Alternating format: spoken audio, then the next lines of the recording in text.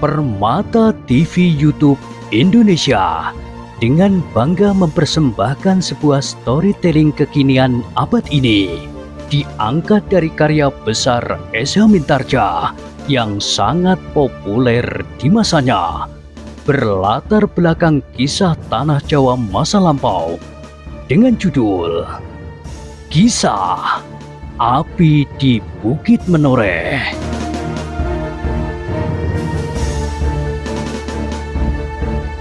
Pada kesempatan yang sangat baik ini, kita masuk pada episode yang ke-510. Selamat menikmati.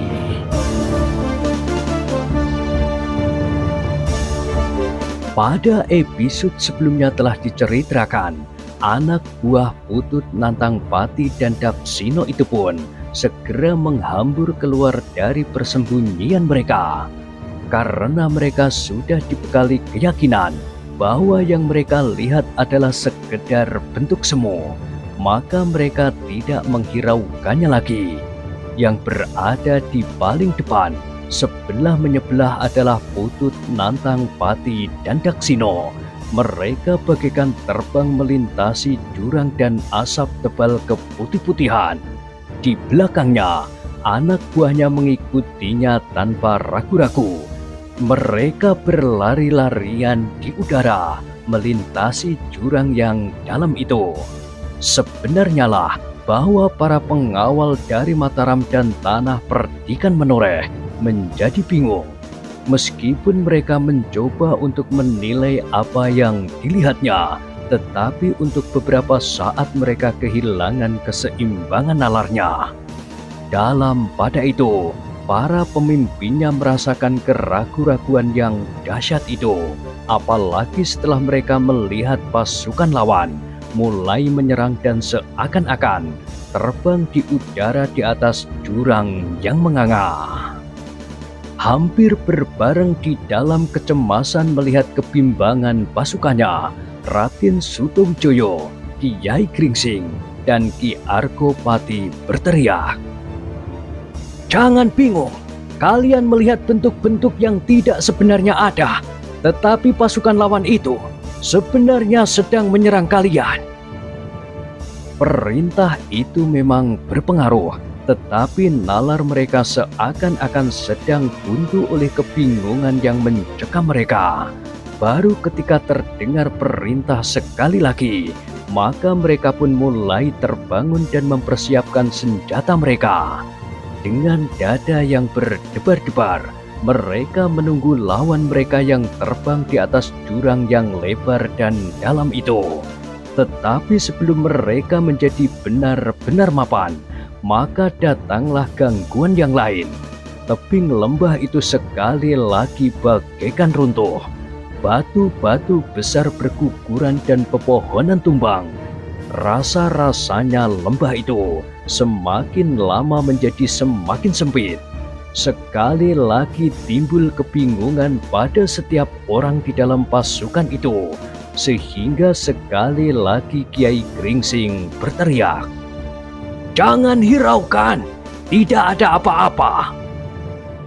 Dan disahut oleh setiap pemimpin, meskipun mereka juga masih ragu-ragu, "Jangan hiraukan, bersiap melawan pasukan lawan itu."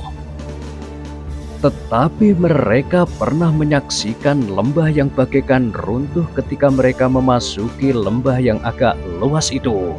Reruntuhan itu telah benar-benar menguburkan beberapa orang kawan mereka, sehingga karena itu batu-batu padas yang runtuh itu benar-benar telah membuat mereka kebingungan.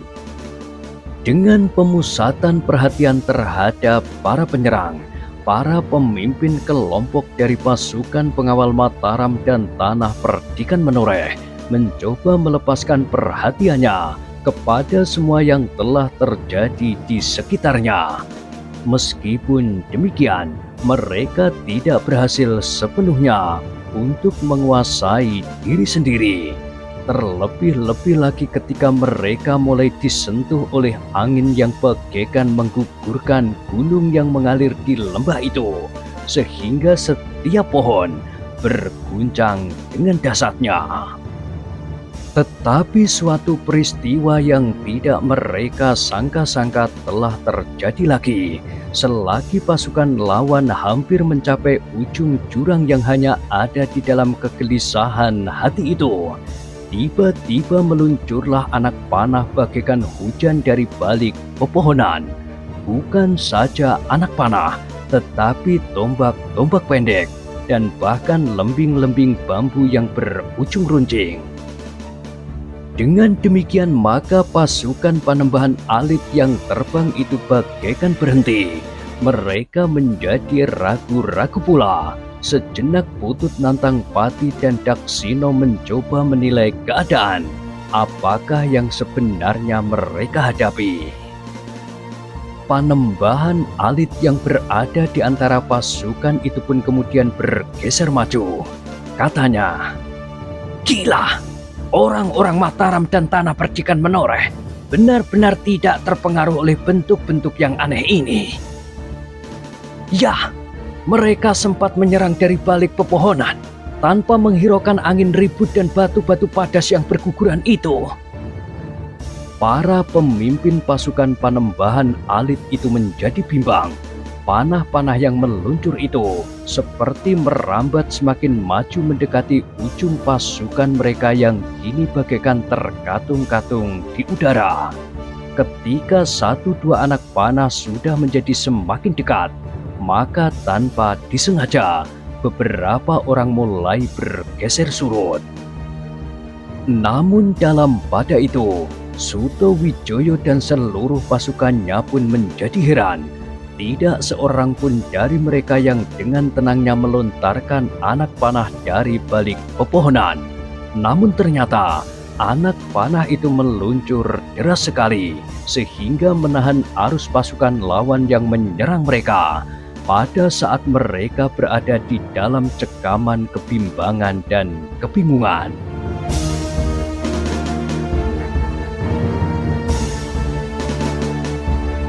Dalam pada itu, Suto Wijoyo juga dicekam oleh kebimbangan yang luar biasa pula, sehingga tanpa disadarinya, ia memukul-mukul kepalanya sendiri sambil berkata, "Kita berada di daerah yang dapat membuat kita gila."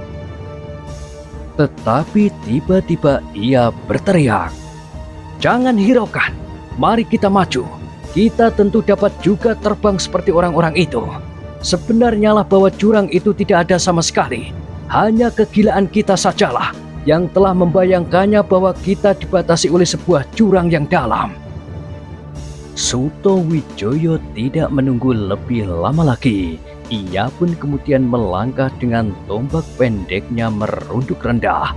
Namun betapapun juga, sebenarnya Raden Suto Wijoyo masih juga dibayangi oleh keraguan-raguan meskipun ia sadar bahwa persoalannya terletak pada ketidakseimbangan antara nalar dan perasaannya.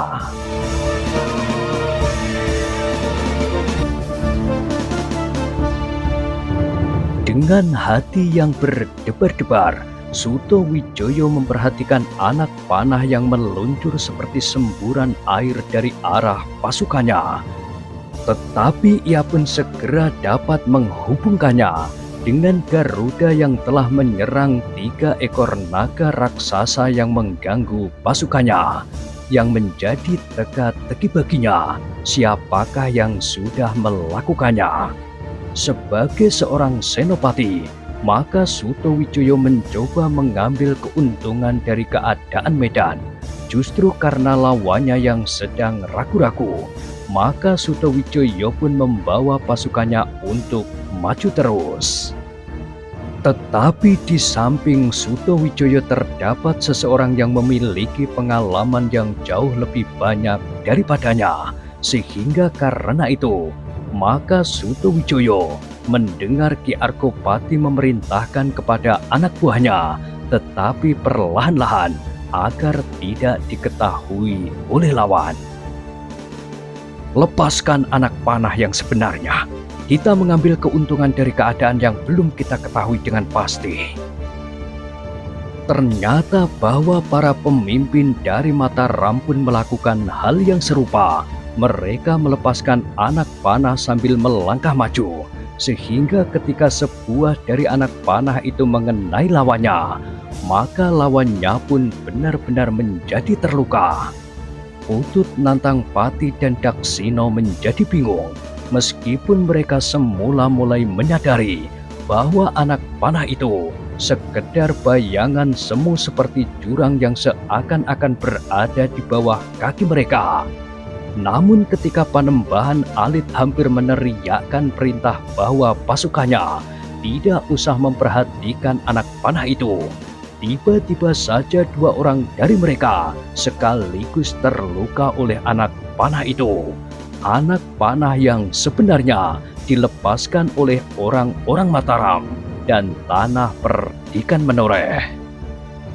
Bahkan anak panah itu tidak saja mengarah ke medan di hadapan mereka, tetapi juga menghadap ke lambung, ke arah batu-batuan yang berguguran, yang sebenarnya melindungi pasukan yang sudah siap menyerang dari lambung. Dengan demikian maka pasukan Putut, Nantang Pati, dan Daksina pun terpaksa melangkah surut, digiring oleh anak panah yang mendesak maju. Mereka tidak siap menghadapi serangan itu, sehingga mereka tidak segera dapat menemukan cara untuk melawan anak panah itu, selain berusaha menangkis dengan senjata yang ada pada mereka. Pasukan itu agaknya terlampau percaya dengan permainan Panembahan Agung yang akan dapat membingungkan pasukan lawan. Namun ternyata bahwa mereka masih tetap berada di dalam gelar yang utuh meskipun tidak sempurna. Meskipun kemudian Putut, Nantang Pati, dan Daksina sadar bahwa bukan semua anak panah yang meluncur itu adalah benar-benar anak panah, namun memang terlampau sulit untuk membedakan yang manakah yang sebenarnya anak panah dan yang manakah yang sekedar bayangan semu, seperti elang raksasa yang berterbangan di langit. Tetapi ternyata bahwa pasukan Raden Sutawijaya pun terhambat pula oleh jurang itu. Ketika pasukannya sudah berdiri di bibir jurang, maka sekali lagi mereka diamuk oleh kebimbangan. "Ikuti aku!" teriak Kiai Gringsing yang berjalan terus tanpa ragu-ragu. Ia berhasil melihat kenyataan yang dihadapannya dengan mengesampingkan perasaannya. Namun yang lain tidak memiliki keteguhan kepercayaan dan nalar seperti Kiai Gringsing, sehingga untuk beberapa saat pasukan itu terhenti. Namun sekali lagi mereka dikejutkan oleh peristiwa yang tidak mereka sangka-sangka. Tiba-tiba saja sekali lagi tanah terguncang, tetapi tidak sedahsyat yang baru saja terjadi. Namun ternyata guncangan itu telah melontarkan beberapa buah pokok kayu raksasa yang kemudian tumbang dan menyilang jurang yang dalam itu. Terlampau banyak, seakan-akan sengaja diatur seperti sebuah jembatan. "Oh, gila! Benar-benar gila!" Raden Sutawijaya berteriak keras sekali. Lalu katanya, "Tetapi lintasi jembatan itu, jika kalian ragu-ragu bahwa jurang itu memang tidak ada." Agung Sedayu, Suwandaru, Pandanwangi, Prastowo, dan para pemimpin dari Mataram yang memiliki pemusatan nalar lebih baik dari orang kebanyakan segera membawa kelompoknya mendesak maju. Mereka yakin bahwa mereka tidak akan terperosok ke dalam jurang yang memang tidak ada. Demikianlah pasukan itu maju terus meskipun dengan dibayangi oleh kebimbangan dan keraguan-raguan. Namun mereka pun kemudian dengan hati yang bulat bertekad untuk melawan ilmu yang gila-gilaan itu. Pengalaman yang telah terjadi membuat mereka justru semakin mantap bahwa mereka tidak boleh dikelabui oleh gambaran-gambaran gila di dalam angan-angan mereka tersendiri.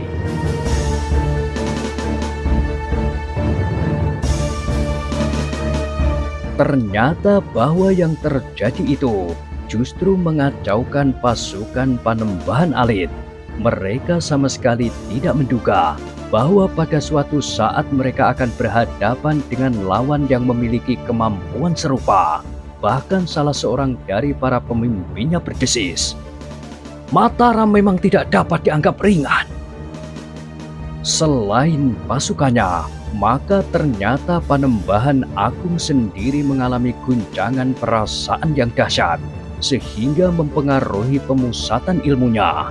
Ia sama sekali tidak menyangka bahwa ilmunya mengalami perlawanan. Dengan susah payah ia berusaha merubah medan. Ia berusaha merubah jurangnya menjadi semakin besar, agar pohon-pohon yang menyilang itu terjerumus ke dalamnya.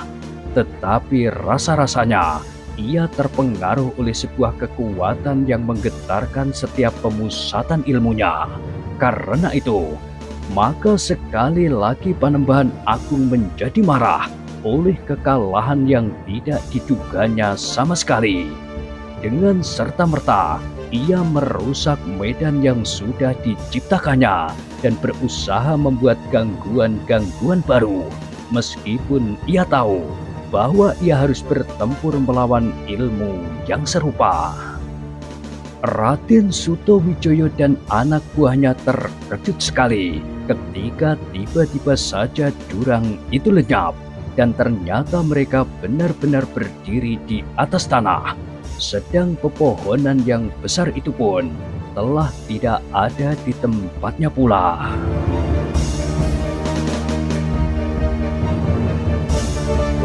"Kita maju terus!"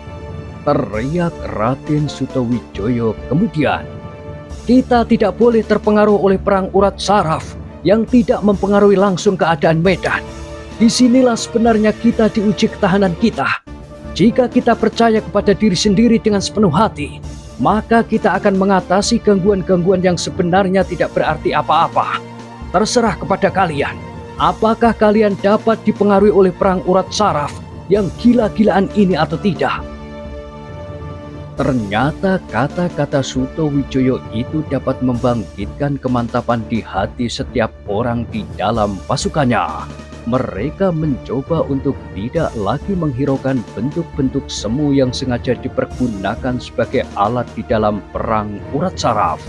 Mereka sadar bahwa apabila mereka tenggelam di dalam kegelisahan karena perang urat saraf itu, maka sebenarnya lah mereka telah dikalahkan sebelum perang yang sebenarnya mulai.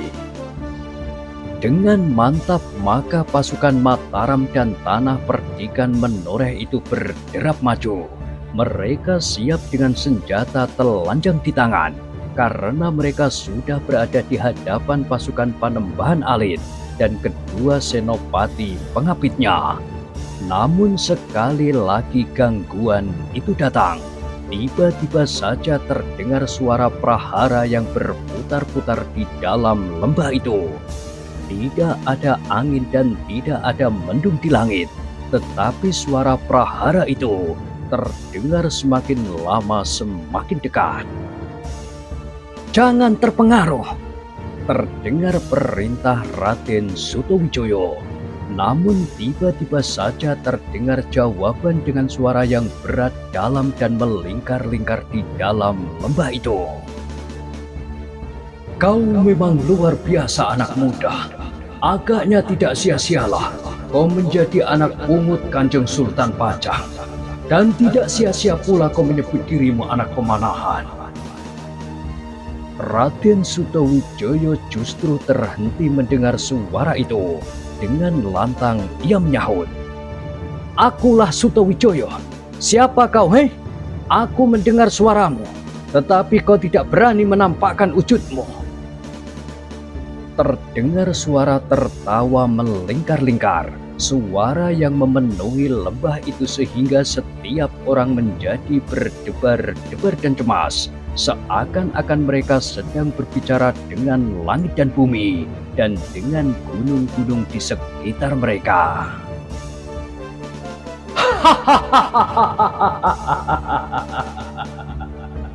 Kau aneh, Sutowijoyo. Jika kau bertanya ujungku, maka tentu kau tahu, aku dapat berada di segala bentuk apapun yang aku kehendaki. Aku dapat menjadi seekor naga raksasa, bahkan 3 ekor. Aku dapat menjadi raksasa sebesar gunung Merapi. Aku dapat menjadi api dan dapat menjadi banjir. Aku dapat menjadi angin prahara dan petir yang menyambar di langit. Aku mempunyai bentuk seperti isi dunia ini. Omong kosong, teriak Raden Sutowijoyo. Kau hanya dapat membuat bentuk-bentuk semu yang tidak ada artinya bagiku. Jangan sombong, anak muda. Kau akan menyesal karena pada suatu saat kau tidak akan dapat membedakan antara bentuk yang sebenarnya dan bentuk yang semu. Aku akui kali ini kau berhasil mengalahkan gangguan atas sarafmu. Tetapi nanti tidak. Sebentar lagi kau akan benar-benar kehilangan kemampuan untuk mempertimbangkan yang manakah yang semu dan yang manakah yang sebenarnya. Suara itu berhenti sejenak. Lalu katanya, dan akulah wujud dari segalanya itu. Namun sebelum Sutowijoyo menjawab, terdengar suara yang lain. Tidak ada bedanya dengan suara yang seakan-akan memenuhi seluruh lembah mengumandang dari dinding pegunungan yang satu dan membentur dinding pegunungan yang lain.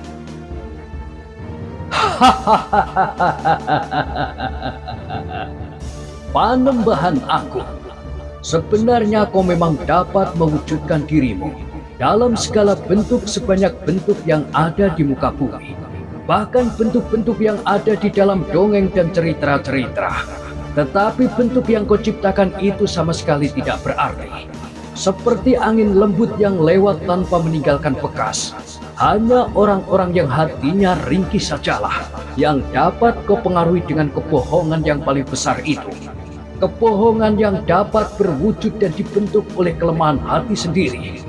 Ternyata bentuk-bentuk yang kau ciptakan itu tidak dapat berpengaruh terhadap mereka yang hatinya bagaikan baja.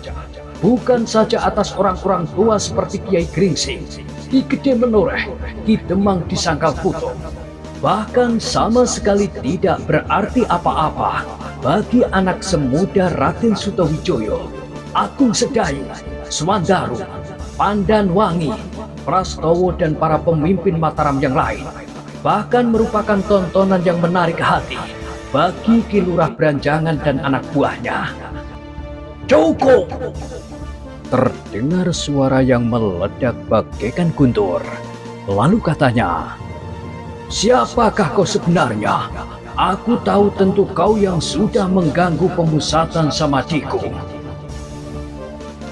Kita saling mengganggu, dan kita memang sedang bermain-main seperti orang gila. Karena permainan kita sama sekali tidak menarik bagi pasukan Mataram dan Tanah Perdikan Menoreh. Justru anak buahmu lah yang menjadi bingung karenanya. Benturan suara yang menggetarkan lembah itu benar-benar telah menggelisahkan setiap orang di dalam pasukan yang sudah berhadapan dengan senjata telanjang itu. Seakan-akan mereka berada di tengah-tengah di antara 2 ekor gajah raksasa yang akan bertempur. Dalam pada itu, terdengar lagi suara. Kau sudah mengenal aku sebagai Panembahan Agung yang menguasai bumi pulau ini. Sekarang sebut namamu. Siapakah kau sebenarnya? Terdengar suara tertawa perlahan-lahan. Kemudian katanya, kau tentu sudah mengenal aku, Panembahan. Aku ingin melihatmu. Mungkin aku akan segera mengenal siapakah lawanku kali ini. Suara tertawa itu pun menjadi semakin keras di antara suara tertawa itu terdengar. Kau memang aneh, seperti kau. Aku berada dalam segala bentuk sebanyak bentuk di atas bumi. Bahkan bentuk dan wujud yang hanya ada di dalam dongeng-dongeng. Burung berkepala dua, atau seekor ular bertanduk seperti tanduk rusa, dan berkaki seperti kaki harimau. Nah, sebut saja, bentuk yang manakah yang kau kehendaki? Bentukmu yang sebenarnya. Aku ingin melihat kau sebagaimana kau yang sebenarnya. Baiklah, tempatkan dirimu. Aku akan segera keluar dari persembunyianku.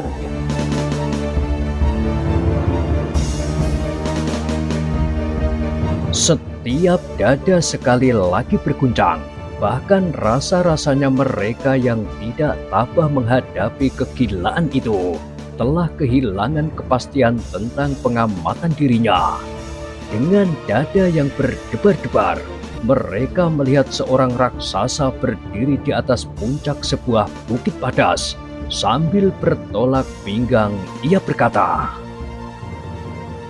"Inilah aku, Panembahan Agung yang sakti tiada duanya di muka bumi.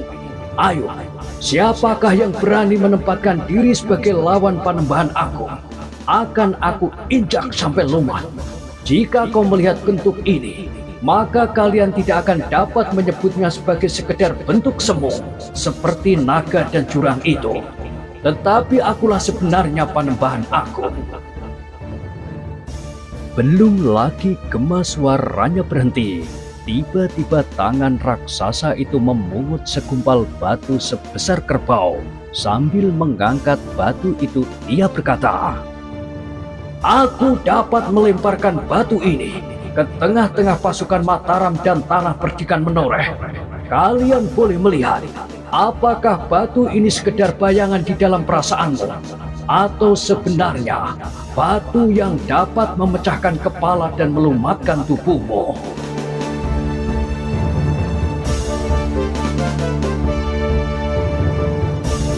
Namun dalam pada itu terdengar jawaban, "Aku percaya kalau batu itu sebenarnya batu Panembahan. Kau memang sakti. Kau mampu mengangkat batu sebesar itu dengan kekuatan samadimu dan melontarkannya ke dalam pasukan lawanmu dengan alat bentukmu sendiri yang kau hadirkan sebesar raksasa itu. Tetapi jika kau mempergunakan ilmu semacam itu, maka ilmumu harus dilawan dengan ilmu gila-gilaan yang serupa." "Persetan!" Raksasa itu menggeram. "Aku tidak peduli." Dengan dada yang berdebar-debar, setiap orang di dalam lembah itu melihat raksasa yang berdiri di atas ujung bukit padas itu pun mengangkat batu sebesar kerbau dan siap untuk dilemparkan ke arah pasukan Mataram dan tanah perdikan menoreh. Para pengawal dari Mataram dan menoreh itu menahan nafasnya. Jika benar batu itu bukan sekedar bentuk semu seperti yang pernah dilihatnya, maka batu itu akan dapat menggilas lebih dari 25 orang sekaligus apabila raksasa itu melontarkan dengan tepat ke dalam gelar yang tidak sempurna itu. Pepohonan yang melindungi mereka tentu akan berhamburan dan roboh berserakan. Tetapi sebelum batu itu terlepas, tiba-tiba sebuah sinar yang silau telah meluncur dan menyambar batu itu, sehingga batu itu pecah berserakan. Serentak setiap orang di dalam lembah itu berpaling ke arah yang lain pula, ke arah sumber sinar yang memecah batu sebesar kerbau itu. Dengan jantung yang seolah-olah terhenti, mereka melihat raksasa yang lain. Raksasa yang bentuk dan wajahnya dapat segera mereka kenali. "Kiwaskita!" Suto Wijoyo tiba-tiba berteriak. "Ya Raden, inilah aku. Tetapi jangan hiraukan bentuk ini. Bentuk yang tidak sebenarnya ada. Meskipun seperti Panembahan Agung yang dengan kekuatan samadinya benar-benar dapat melontarkan batu yang sebenarnya. Dalam pada itu, di atas dua ujung gunung yang berseberang sebelah menyebelah lembah, tempat pasukan Menoreh dan Mataram sudah berhadapan dengan pasukan Panembahan Agung, berdiri dua orang raksasa yang mengerikan. Dengan suara bagaikan guruh Panembahan Agung menggeram. Jadi kau Joko Raras, aku memang sudah mengira bahwa hanya kaulah yang mampu mengganggu aku di dalam keadaan serupa ini. Maaf Panembahan, kau agaknya sudah melupakan kewajibanmu atas diri sendiri. Kau tidak akan dapat mempergunakan ilmu ini sekehendak hatimu untuk tujuan yang tidak seharusnya kau lakukan. Karena itu, sudah tentu aku tidak akan dapat tinggal diam. Persetan! Tetapi aku tidak menyentuh kepentinganmu. Sengaja atau tidak, kau sudah membuat aku hampir gila, sehingga aku terpaksa sekali bermain-main dengan gila pula kali ini. Kau sudah mengambil anakku daripadaku. Hai! Panembahan Agung terkejut. Siapa anakmu? Rudito. Rudito adalah anakku, anak Waskita. Tentu ia tidak akan dapat menyebut namaku seperti yang kau kenal. Namaku sejak kecil memang Waskita, tetapi kita bertemu di satu perguruan setelah aku menyebut diriku Joko Raras. Karena itu, jika kau bertanya kepada Rudito, maka ia akan berkata bahwa ayahnya bernama Waskita.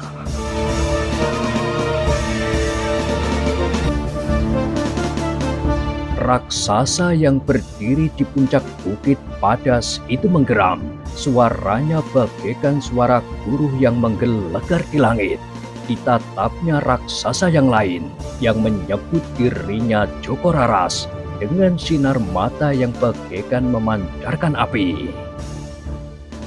Nah, Panembahan Agung, sekarang aku datang untuk mengambil anakku, berkata Ki Waskita. Kemudian sejenak Panembahan Agung tercenung, namun kemudian terdengar suara tertawanya.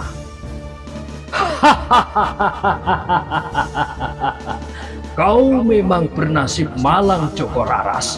Anakmu yang bernama Rudito memang berada di tanganku.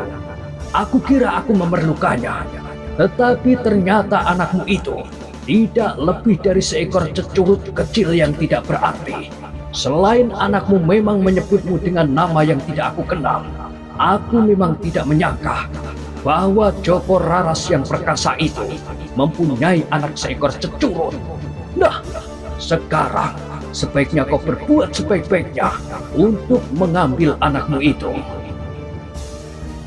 Aku memilih cara ini Panembahan. Aku kira cara ini adalah cara yang paling baik. Tentu aku tidak akan dapat datang sendiri untuk membebaskan anakku. Dan kini, aku sudah mendapat perlindungan dari Raden Sutawijaya. Karena sebenarnya lah bahwa kekuatan dari kedua belah pihak yang berhadapan kali ini ada di dalam pasukan itu, tidak pada permainan gila ini. Persetan! Teriak Panembahan Agung, sehingga rasa-rasanya setiap selaput telinga akan pecah. Aku tidak peduli, tetapi kau akan aku hancurkan bersama pasukan Mataram dan Menoreh. Sedang anakmu pun kini berada di tangan orang yang mengetahui akan tugasnya. Dengan isyarat daripadaku, maka anakmu akan segera dicekik dengan tali yang diikat pada seekor kuda. Kau mengerti? Kau kini berada di sini. Bagaimana kau dapat memerintahkan anak buahmu itu? Kau bodoh. Aku adalah seseorang yang memiliki kemampuan untuk menciptakan 1000 macam bentuk. Dan dengan bentuk-bentuk yang sudah aku janjikan, aku dapat memberikan perintah itu. Omong kosong Panembahan. Kau tidak dapat menciptakan apapun juga.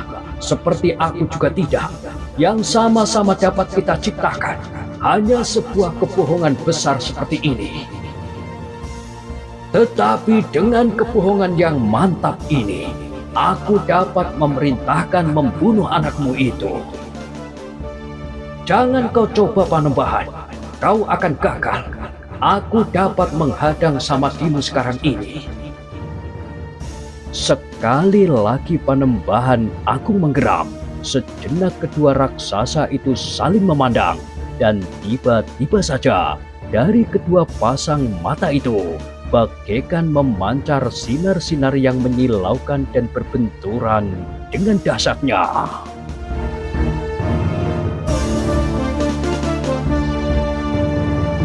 Nah, bagaimanakah kisah selanjutnya? Silahkan ikuti terus kisah Api di Bukit Menoreh pada episode berikutnya.